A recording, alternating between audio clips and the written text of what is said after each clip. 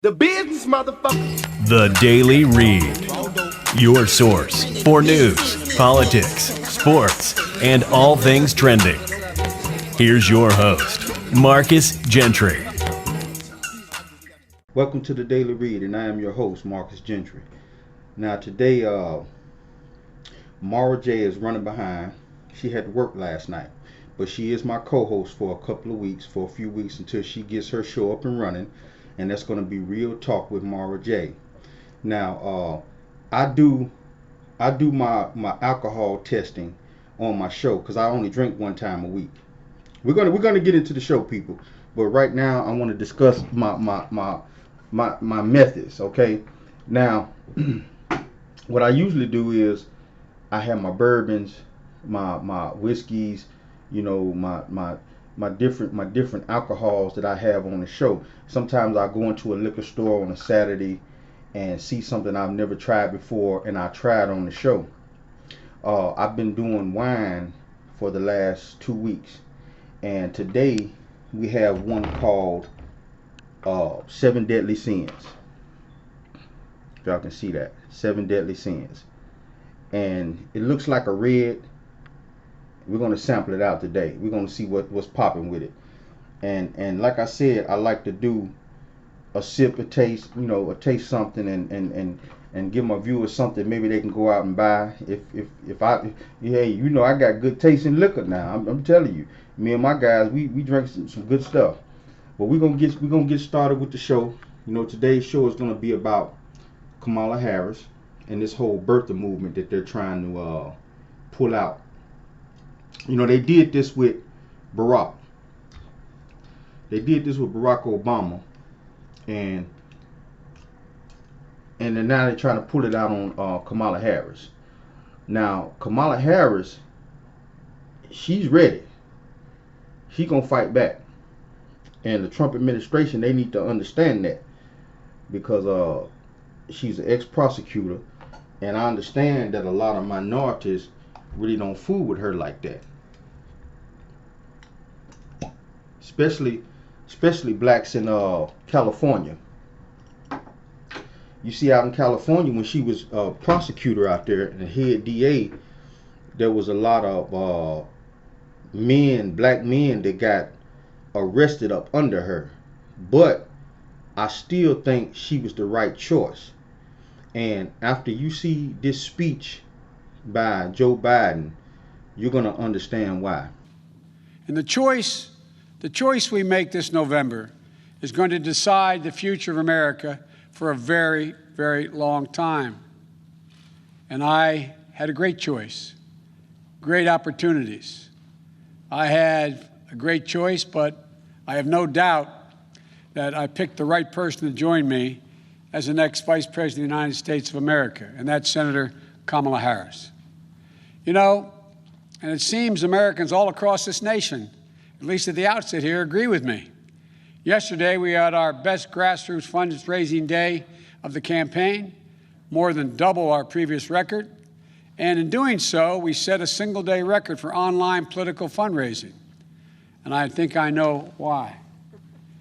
You see, people, everybody across this country understand that Donald Trump don't stand a chance now. You see, what's going on is when Joe Biden picked Kamala Harris, that eliminated any talk about socialism. That eliminated all of this talk about defunding the police and taking away the police. The Trump administration doesn't know what to do with this woman. She's a powerful black woman. She's in the Senate, and she done prosecuted other black people. So you can't. They don't know how to attack her. You cannot really attack her about her race. So now they're trying to, because you know that's gonna look bad on you. You already been accused as a racist anyway. So now here comes the birther issue. Now the whole birther issue is like trying to justify why this black person shouldn't be president. And what upset me so about this is the fact that You got minorities out here. I'm gonna bring this up too. You got minorities out here who are paid activists going along with this white supremacy, that they're attacking Kamala Harris too about her not being black. I'm gonna play a clip about that a little bit later in the show. Let's taste this wine real quick, because while we sipping on this wine, we're gonna be dropping some tea.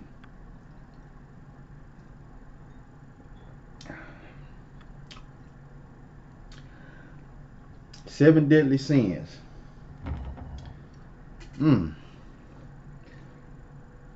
No, this ain't for me. I'm sorry, people, but if you like sour grapes, this is for you. But this ain't for me. I'm a Carlos Rossi guy.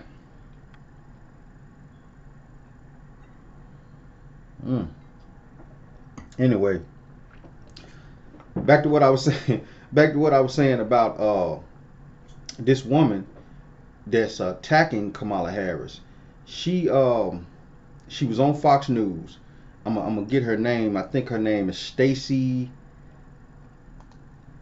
Let me find her name. Her name is Stacey.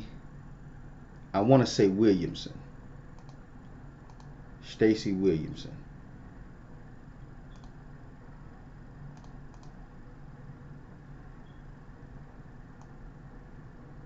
I'm gonna look her name up for you guys real quick, because this is important. You know, she could easily just say, you know what, I know she's a black woman about to break a glass ceiling in America and become the first black vice president and first woman vice president. She doesn't want to do that. She goes into this whole spiel about Kamala Harris not being a real son or great-great-granddaughter of a slave, because her mother was from India and her father was Jamaican. Well, see, I got news for you, lady. The slaves went down to the islands before they came to America. They went to Jamaica. They went to Haiti. They went to the Dominican Republic. Those islands down there were a breeding ground for slavery, and they were broken and taught how to serve white people, taught how to speak properly to white people before they even got shipped to America. And this is important history, because you got this educated woman, seemed to be educated, but she's a dummy, on Fox News saying that, you know, she's not really African American like me. This is crazy. It's crazy town. It makes you so mad to the point where you kind of feel sorry for these people, because I don't even believe they believe this stuff themselves. I don't believe it. I don't believe she really think this herself. She must have a real low self-esteem about herself to even think this way. I got to go into further detail about this, because y'all got to understand that this woman, Stacey Washington, that's her name. This woman, Stacey Washington, she is part of the problem why we as minorities can't get ahead.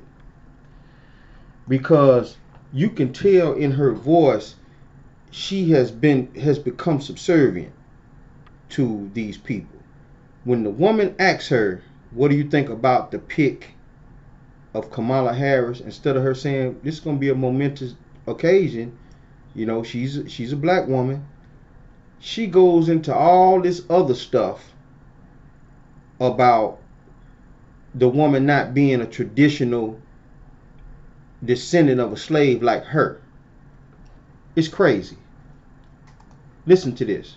Black Voices for Trump Advisory Board co-chair Stacey Washington. Hey, Stacey. Hey, Ainsley. Hi. So what did you think when you heard the announcement, who he picked? Okay, so I actually had been ping-ponging back and forth. Early in the morning yesterday, they had this big, thing on Twitter where Kamala Harris had unfollowed Joe Biden, so I assumed it was Susan Rice, and I started thinking about Benghazi and the unmasking of General Flynn and how unfortunate it was going to be that all of that was going. I got to stop the video right there. See, the reason I got to stop the video right there is because remember what I said at first. Anybody else Joe Biden would have picked, the Republicans would have torn them apart. They can't tear Kamala Harris apart. They can't do it. If Joe Biden would have picked Bernie Sanders, it would have been this big deal about socialism, and Bernie Sanders would have got would have hurt Joe Biden. Elizabeth Warren, all kinds of stuff about free socialized medicine and all of this stuff. All that stuff would have popped up about her claiming she's part Cherokee or Native American. All that stuff would have popped up, and it would have hurt Joe Biden.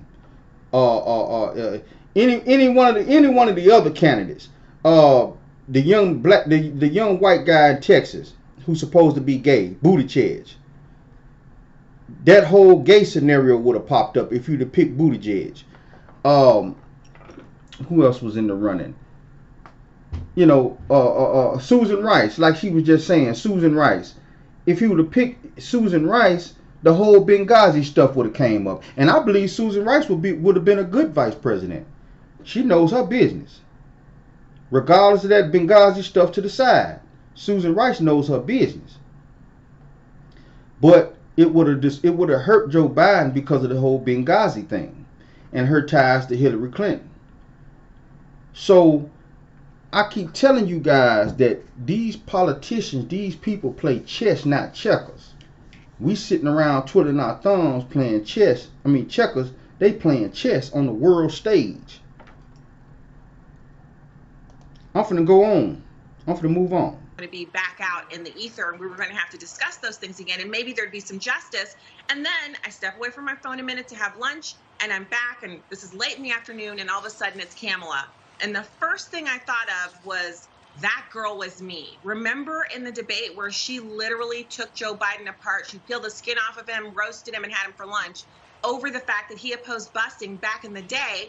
And she was a little girl who was bused to another school district. And so she has really played up this idea that she's a traditional Black American like myself and so many others who count ourselves among the millions of Black people who are descended from slaves. You see, this disgusts me right here. I be disgusted by this stuff. And the reason why I be disgusted is because, number one, if you caught that, she is doing like all the other Fox News hosts are doing, mispronouncing Kamala Harris's name. She said Kamala. That was intentional. Kamala Harris has been in the Senate long enough to know, she's been in the public eye long enough for people to know how to pronounce her name decently. She said Kamala. Some of y'all didn't even catch it. But I guarantee you, the people at Fox News, I bet you they caught it. Then she gonna say she's not really a traditional Black woman like her. Why not? Kamala Harris just told you when she was a child and Joe Biden didn't want to do the busing, that her and her minority family was affected by it. Just like millions of Blacks are affected by redlining and things that go on in our communities. So why isn't she just like a normal Black woman? You see, this whole birtherism thing, this is a dog whistle to the white racists in this country that votes for Donald Trump. And this Black woman is helping to signal that. She's helping the whole white supremacy movement. She's helping this. It disgusts me. I want you guys to keep a lookout for Jelani Air. Jelani Air. That's Mara J's clothing line. On this first commercial break, we're gonna do a lineup of some of her clothing line, and it's some nice stuff, people. It's some nice stuff. I especially like the jackets. The jackets look really nice. So you guys stay tuned and we'll be right back. The business, motherfucker. The Daily Read. Your source for news, politics, sports, and all things trending. Here's your host, Marcus Gentry.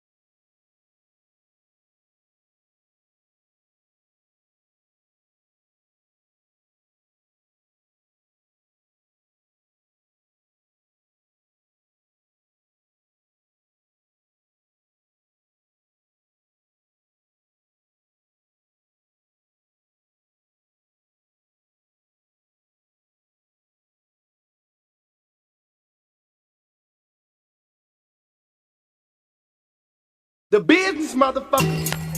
The Daily Read.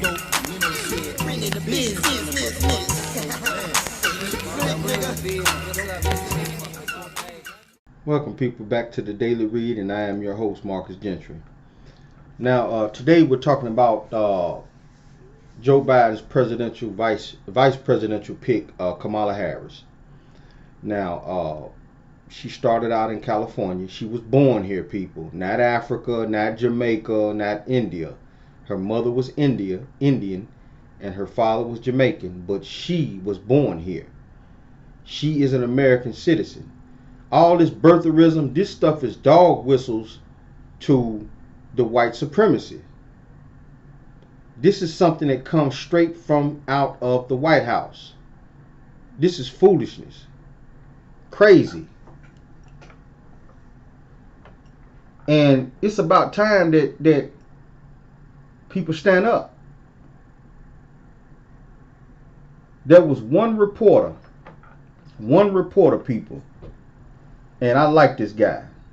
One reporter stood up and asked Donald Trump a couple of days ago. He said, "Hey man, do you have any regrets about lying to the American people so much?" It shocked him.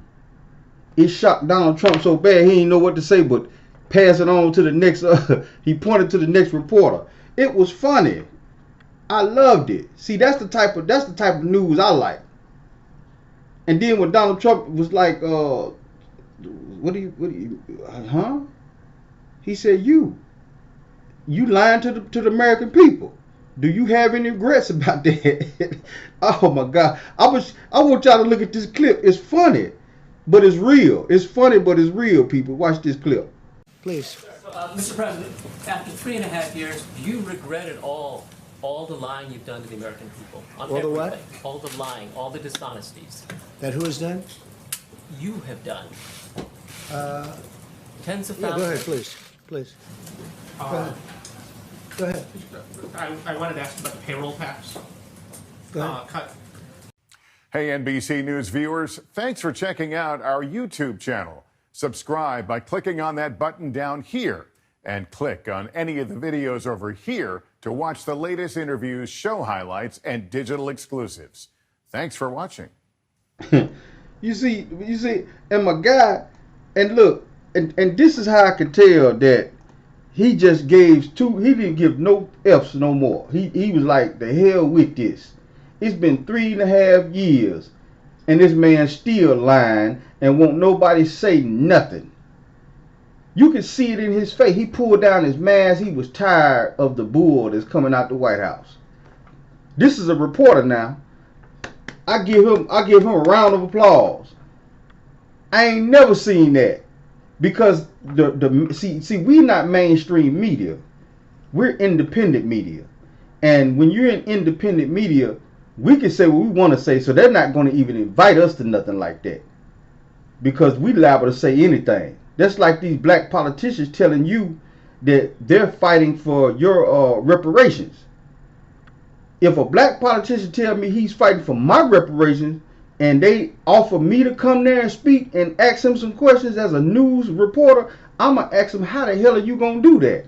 I'm a taxpayer. What, you going to make me pay myself? Reparations got to come from somewhere. It's got to come out of tax money. So how you going to make me pay myself? You see, these are the hard-hitting questions that these reporters need to be asking, but they keep people like me, TYT, the Young Turks, Sam Cedar, they keep people like them, you know, out of places like that. They don't, they're not going to put you in places like that where you can ask these questions. Matter of fact, that reporter that asked Donald Trump that, I'm going to guarantee you might not see him in that room again. You just might not see that man in that room again. He ain't going to be dead. This ain't Russia. They ain't going to kill him. They ain't going to take him back behind a barn somewhere and kill him.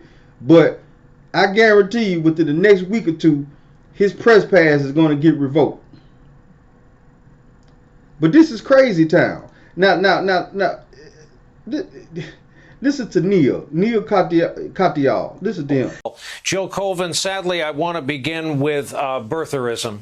It is a big, giant, loud distraction. It is also so insidious and so hurtful.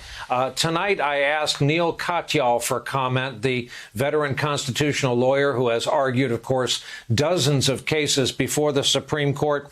And he writes this: there are hard questions in constitutional law. This is not one of them.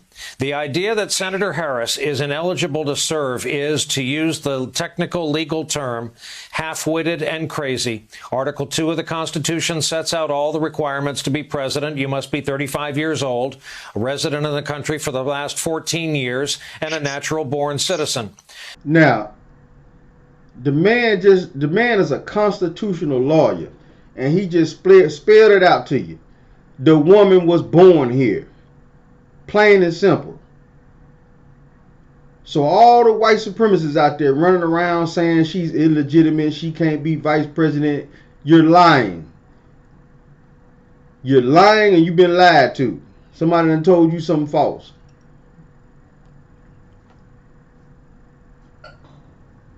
You see this whole thing is like I said, it's a dog whistle to the white supremacists.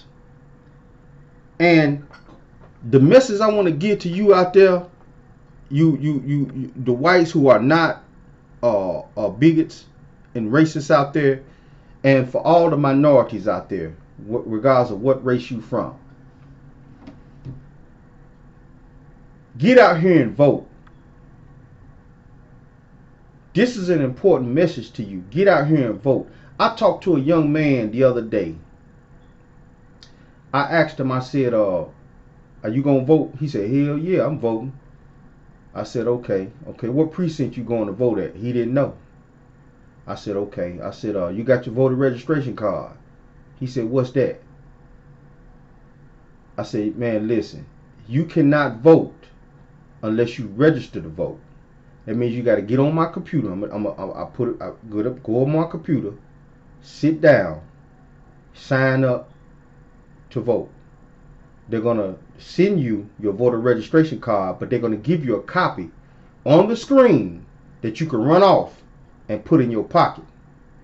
That copy is going to tell you what precinct that you got to vote in. Plain and simple. He didn't even know this. And that's not, it's a bad thing, but I'm not downing him for that, because a lot of young minorities out here don't know.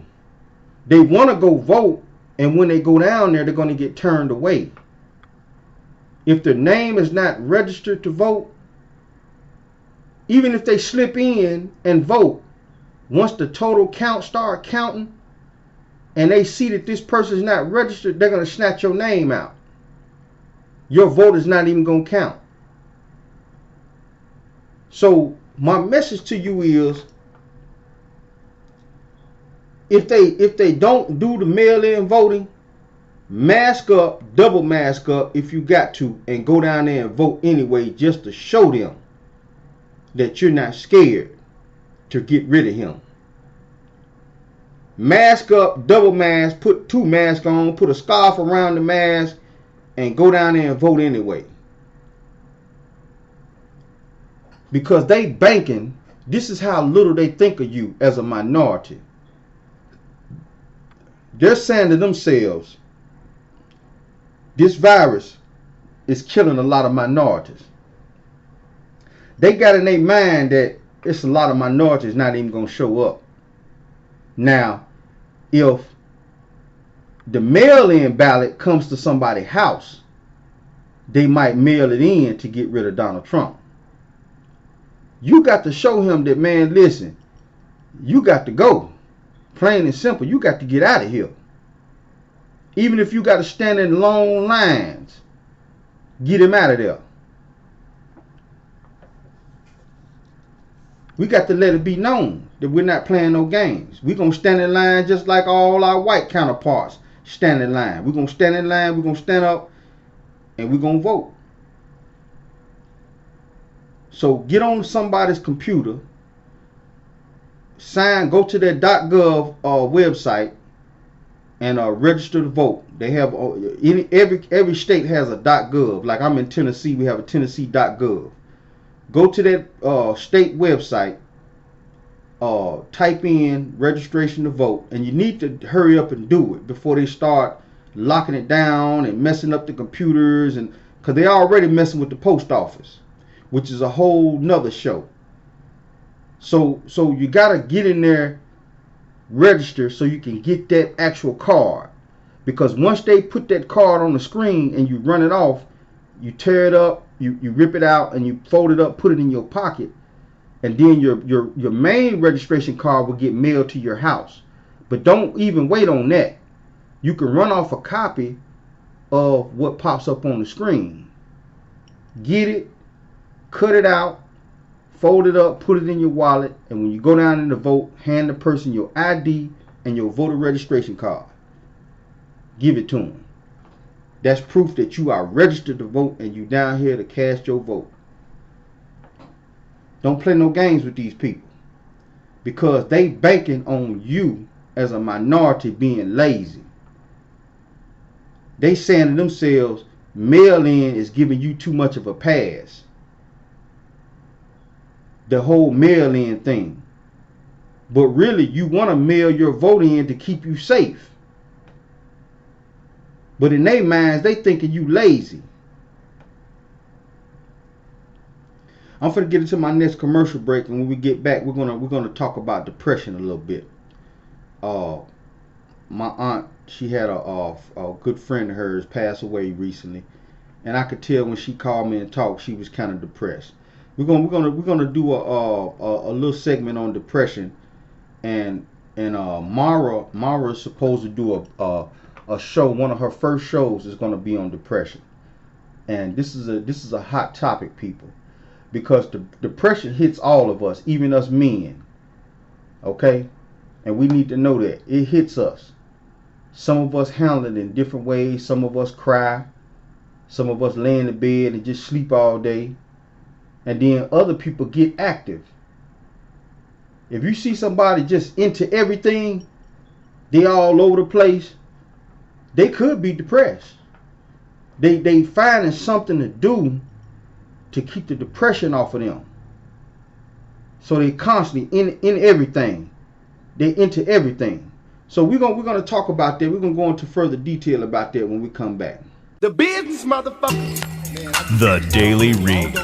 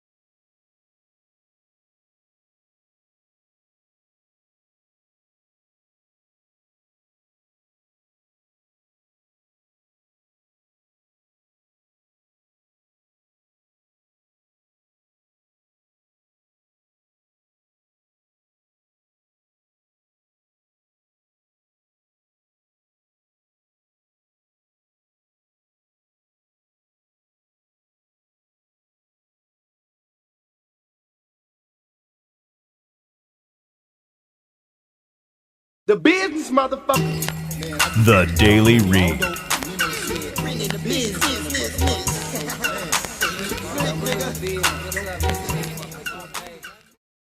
Depression is the leading cause of disability in the world. In the United States, close to 10% of adults struggle with depression. But because it's a mental illness, it can be a lot harder to understand than, say, high cholesterol. One major source of confusion is the difference between having depression and just feeling depressed. Almost everyone feels down from time to time. Getting a bad grade, losing a job, having an argument, even a rainy day can bring on feelings of sadness.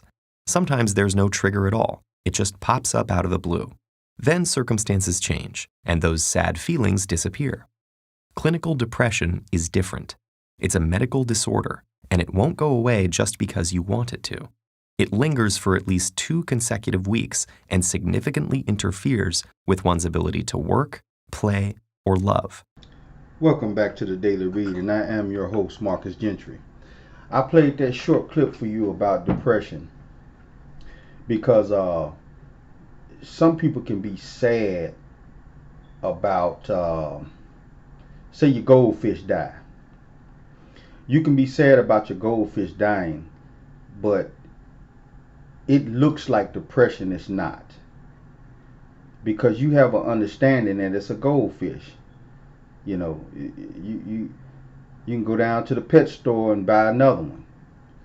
You know, that don't mean you're not sad, because you really like the colors on this particular fish and the other fish just don't match the same colors. Depression is something different. Depression lingers around to the point where you have 8 traits of depression that lingers around you constantly for weeks at a time. That's clinical depression. That's different. Like I said, it looks similar when people are down, but it's not the same as depression. Okay? I've had a friend of mine, a brother of mine, who he was depressed for months, and no one saw the signs. Because I'm going to get into the 8 characteristics of depression, and you will see what I'm talking about when I say they can hide the signs very easily.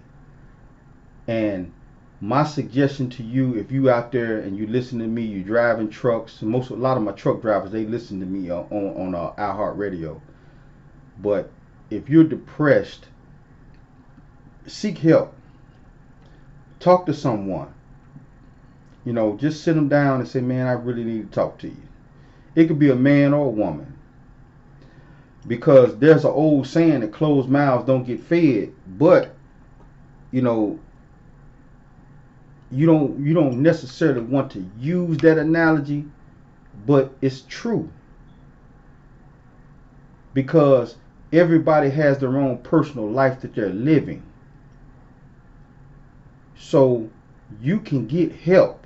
Don't ever feel like that you're bothering somebody by asking them to sit down and just talk to you, because you're not. Most good friends, if they're true friends. Now, if they're not true friends, that's a whole different subject. But true friends or true family members that really care, they will sit down and talk to you. I'm going to get into some of these traits of depression.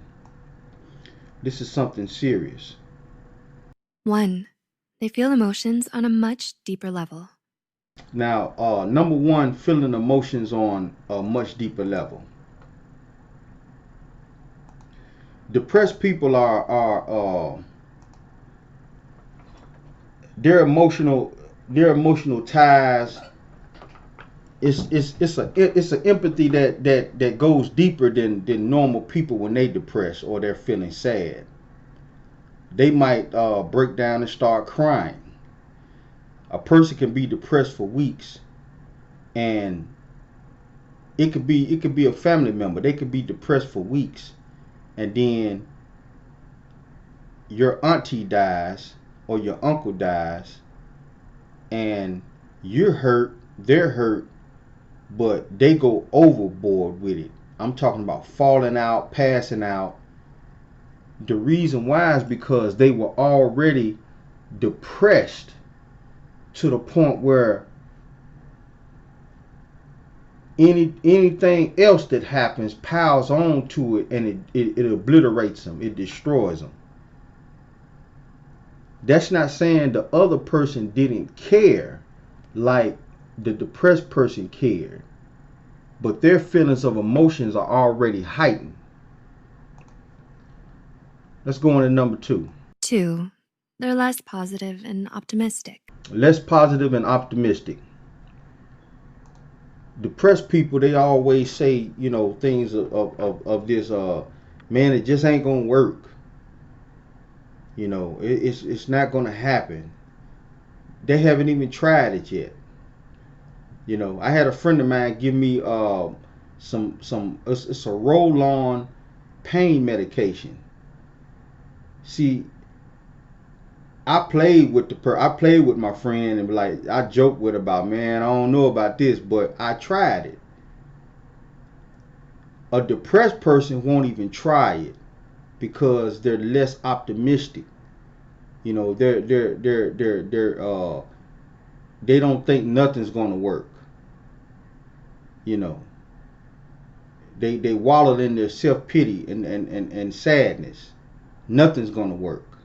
Instead of just trying it, you know. Get into number 3. 3. They're obsessed with being the best. Being obsessed with being the best. Now, this part right here is you can get this few. You know, we talked about narcissism. Okay, narcissist people are obsessed with being liked, the best, the cutest girl in the room, the cutest girl on IG, the most handsomest man at the party. That's narcissism. Depressed people can do this too, but that's a defense mechanism from the depression. In other words, if you seeing somebody always trying to be the best at something, it can go either way. They can be narcissists, or they could be depressed really. So they're trying to outshine everything and everybody else. So in a situation like that, you got to look at their overall character. You got to look at how they always moving around here. You know, because a narcissist is going to always move like that. A depressed person is going to move like that only when they're depressed. Let's get into number 4. 4. They have sudden mood swings. Sudden mood swings. Again, there's another topic that we brought up not too long ago, bipolarism. You got to watch that.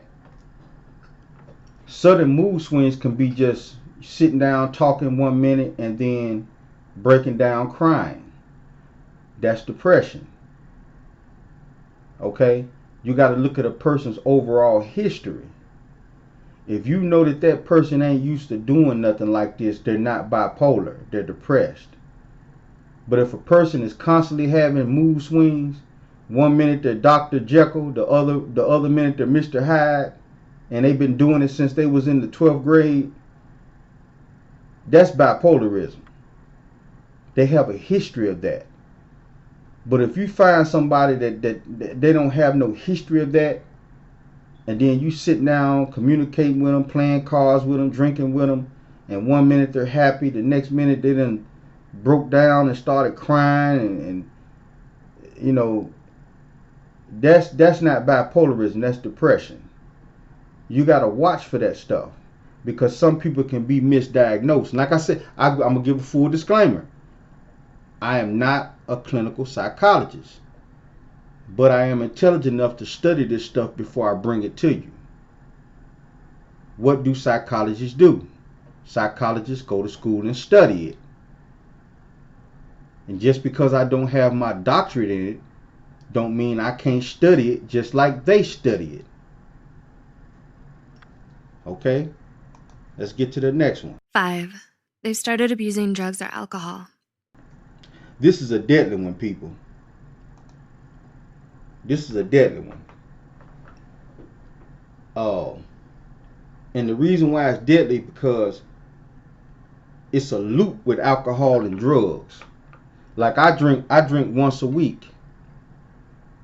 I drink once a week. This is some nasty wine, by the way. I wouldn't suggest 7 Deadly Sins, people. I'm not even gonna tell you the name of the company that makes this stuff. I wouldn't suggest it. I'm sorry. This is some garbage.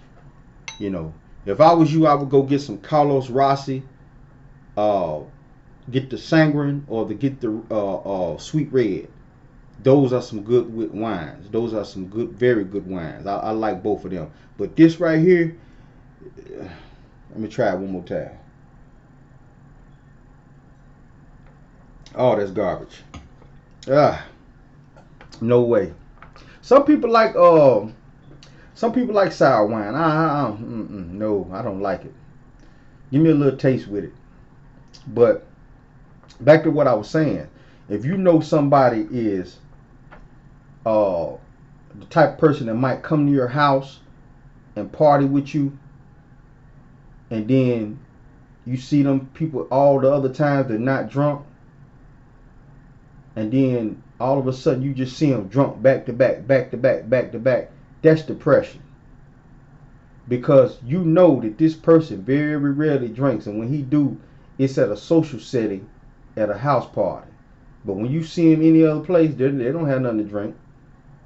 You know, that's depression. But if you know a guy stay drunk, you really don't know if he depressed or not. That might just be alcoholism. But depression drinking or depression drugging can turn into alcoholism or drug abuse. So there's a catch to it. It's like a catch to it. So a person that don't do drugs and alcohol that much, and then all of a sudden you see him go on a binge and start drinking and smoking and doing all kinds of alcohol and drugs, that person can be depressed. But that whole drinking binge can turn into alcoholism. So like I said, you got to watch for that too.